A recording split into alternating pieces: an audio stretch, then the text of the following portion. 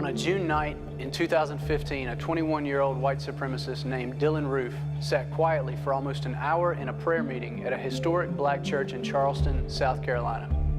Then he opened fire with a .45 caliber Glock, killing 9 people. In an online manifesto, Roof wrote, "We have no skinheads, no real KKK, no one doing anything but talking on the internet. Well, someone has to have the bravery to take it to the real world, and I guess that has to be me." A month later, John Russell Hauser, a drifter from Alabama, stood up in a crowded movie theater in Lafayette, Louisiana, and started shooting. He killed a shop owner and a college student and wounded 9 other people before taking his own life. Online, Hauser expressed interest in white supremacist and neo-Nazi beliefs, as well as espousing lone wolf tactics. In a 2014 posting, he wrote, "You must realize the power of the lone wolf is the power that can come forth in all situations. Look within yourselves." In April 2014, former Ku Klux Klan leader Frazier Glenn Miller gunned down a 69-year-old doctor and his grandson in the parking lot of a Jewish community center in Overland Park, Kansas. Next, he went to a nearby Jewish assisted living facility and killed a woman who was visiting her mother.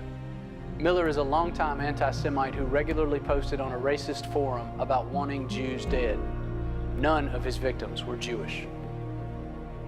In August 2012, racist skinhead Wade Page went to a Sikh temple in Oak Creek, Wisconsin, and he killed 6 worshipers.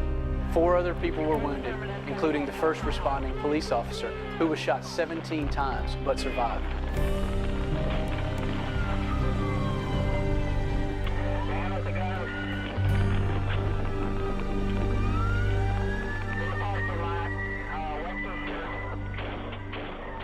I'm Sergeant Corey Flowers with the Greensboro, North Carolina Police Department. Wade Page was just one of many racist skinheads I monitored during the years he was in my area. No warning bells went off for me that Page was a future mass murderer. There were no obvious signs that he would go on a killing spree. But Page, Miller, and Roof are all classic examples of a lone wolf, a person who carries out a terrorist attack entirely on his own, without direction or orders from a group or leader. While international terrorism is on everyone's mind nowadays, it would be a serious mistake to discount homegrown terrorists, especially those acting on their own. In fact, a 2009 report from the Department of Homeland Security said, quote, "White supremacist lone wolves pose the most significant domestic terrorist threat because of their low profile and autonomy." Austin, Texas Police Chief Art Acevedo learned that lesson the hard way. In November 2014, a man named Larry McWilliams went on a shooting spree. He fired more than 100 rounds at government buildings, including the police department. In his van were propane cylinders he planned to use to firebomb other targets. McWilliams was a follower of the racist religious doctrine known as the Phineas priesthood. Chief Acevedo summed up the threat when he said McWilliams was, quote, "a homegrown American extremist. Hate in his heart was part of his problem. What keeps me up at night is these guys, the lone wolf." Lone wolf violence is on the rise, and we in law enforcement must learn to identify this deadly serious threat before more lives are lost. Years ago, KKK rallies and burning crosses signaled the threat of racist violence, but today organized hate groups are in decline. This is because many would-be recruits are congregating on the web and communicating through social media rather than joining organizations. For instance, Dylan Roof said a white supremacist website was the primary influence in forming his racist beliefs. Glenn Miller posted almost 13,000 times on the racist and anti-Semitic forum Vanguard News Network. The lone wolf style of attack has proved more successful than plots in the past that were planned by major group leaders. Lone wolves are self-motivated to organize and execute attacks without direction from others. Though Wade Page was a member of a skinhead group, he appears to have carried out the temple murders because of personal triggers. He lost his job and his girlfriend. He apparently had no communication with his group about his plans, but his many years in the racist movement informed his choice of a target. Law enforcement officers are also increasingly becoming the targets of domestic terrorists. A 2014 study from the Anti-Defamation League tracked 43 incidents from 2009 to 2013 that involved domestic extremists and law enforcement. These were cases where shootouts occurred. Extremists fired at police or officers had to use their weapons to protect themselves. White supremacists and anti-government extremists were behind 90% of the cases examined. A study by the Intelligence Project of the Southern Poverty Law Center examined 63 incidents from April 2009 to February 2015. It found that a domestic terrorist attack or foiled attack occurred on average every 34 days, almost every month. 63 people died in those attacks, along with 16 assailants.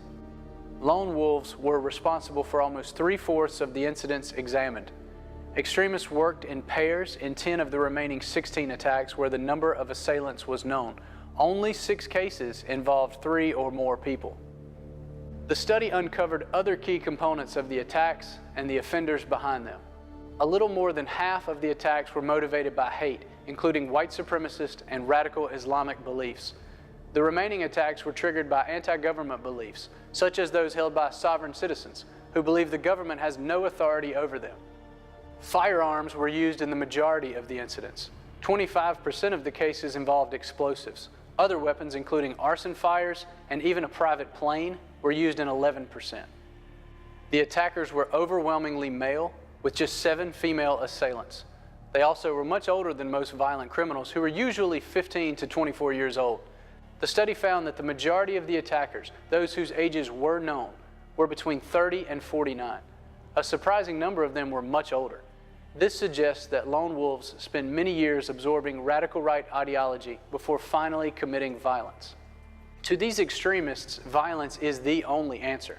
A former FBI profiler has documented the marked progression that terrorists go through to reach their ultimate solution. Joe Navarro, one of the founders of the FBI's Behavioral Analysis Unit, calls these extremists wound collectors. There are 3 distinct steps in their path toward violence: ideation, isolation, and action. In ideation, offenders form a specific grievance against a target, fixating on what they see as an injustice. They collect these grievances or wounds and nurture them, obsessing over them. It's during this time that the offender spreads his message to family or friends, who either ignore the signs or think it's just talk and nothing will come of it. Once an offender's communications are ignored, he isolates himself physically and mentally. He retreats to the internet, where racist websites and forums reinforce his beliefs. This is when he becomes really dangerous, because there is nothing to counterbalance his obsession. Escaping into cyberspace also makes lone wolves much harder to track, but there are some warning signs.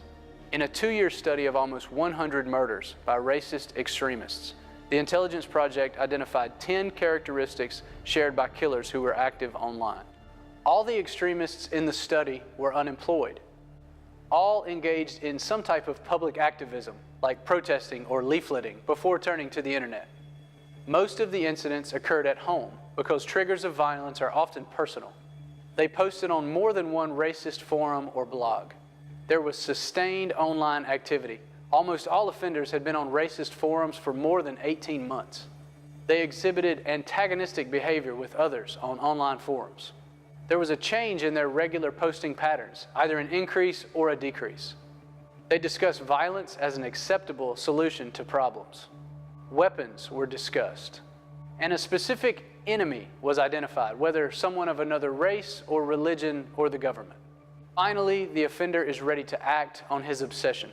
As Navarro described it, extremists in that state of mind have a lot of anxiety, and the only way to relieve that anxiety is to kill or harm somebody. Experts agree that lone wolf attacks are difficult to prevent, so what can be done to combat them? Identifying and hopefully preventing such attacks is not just the responsibility of law enforcement, but also of the public at large. Everyone has heard the slogan, "See something, say something." In dealing with possible lone wolf attacks, law enforcement needs to add the message of hear something, do something. Old friends of Dylan Roof, who reconnected with him shortly before the Charleston shootings, said they noticed changes in him, such as odd behavior and violent tendencies. His roommate said Roof had been plotting something big for months, that, quote, he wanted to make something spark up the race war again. But the roommate never told the authorities. Another friend took Roof's gun from him after Roof had gone on a racist tirade 2 weeks before the shooting. Many other lone offenders advertised their plans for violence in various ways. FBI profiler Navarro said, under ideal situations, you're tracking, when did this individual start communicating this stuff? Who are his associates? Is the verbal attack becoming more vicious? And does it look like they are psychologically crossing this line where they've convinced themselves that violence is the only thing to do? In the past, it was easy to spot the haters in their hoods and robes, their shaved heads and jackboots, or their paramilitary uniforms. But times have changed, and so have our homegrown terrorists. That means law enforcement has to change the way we keep the public and ourselves safe.